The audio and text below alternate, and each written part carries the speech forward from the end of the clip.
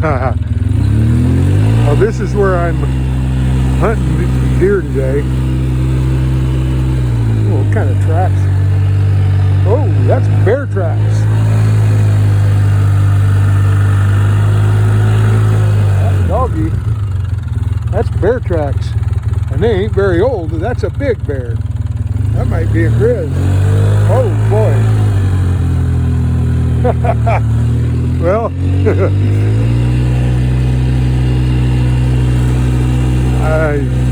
I don't know what to think about that. I'll have to look at those. The claw marks weren't long enough really to make it a grizz, so just to be a big black bear. But I know that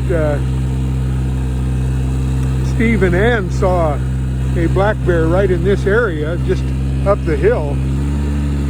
But I didn't see the bear. But the tracks aren't very old. They were today's tracks. They've been snowed in a little bit, but I'm going to have to make sure I take a look at those when I come back down. I was just way up in there in my favorite spot, and I've been sitting there about 10 minutes, and well, saw a doe come. She was trotting down the hill, and I could tell that she was excited about something.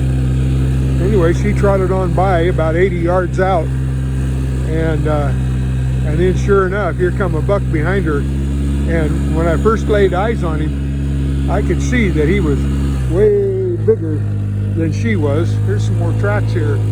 These are deer. Pretty substantial deer. And fairly fresh. We're going up. Well, this is a good spot. I like this area up here. But anyway, that buck was coming along behind her, and he was trotting along too. And all of a sudden, that doe, she got down below me out of sight. And I don't know what got her excited, but she turned around and took off running back up the hill. And I don't know, there's no way in the world she winded me, because the air was very calm, and any movement in the air was going uphill, not downhill. And so there was no way she winded me. But anyway, she took off back up the hill. Well, that put the buck on alert. And he stopped and rooted right here in this one spot, and I didn't have a clear shot at him. Oh, he was standing broadside, but I didn't have a good shot. I had a shot, I could have taken it, but I'm not so much in favor of doing that anymore. I've wounded a deer or two in that way, and well, that's good tracks, and those are fresh. Anyway, I wounded deer that way, so I didn't take the shot. But then I don't know what happened to him, whether he spotted me or something. I was moving to get into a better position to shoot, just in case he would move a little bit farther. But I don't think he spotted me. So whatever excited that doe, I think excited him too. And he took off back up the hill. So I didn't get my opportunity. But well, I can't say I didn't have an opportunity. I could have pulled the trigger, and I would have probably got him. Problem is, I would have ruined some meat shooting him through the shoulder. I don't like to shoot through the shoulder, and it would have, if I'd have shot him where he was standing there, it would have been both shoulders. So anyway, I didn't do it. Let him go. But boy, he was a fine buck. I'm telling you, he had his tines up.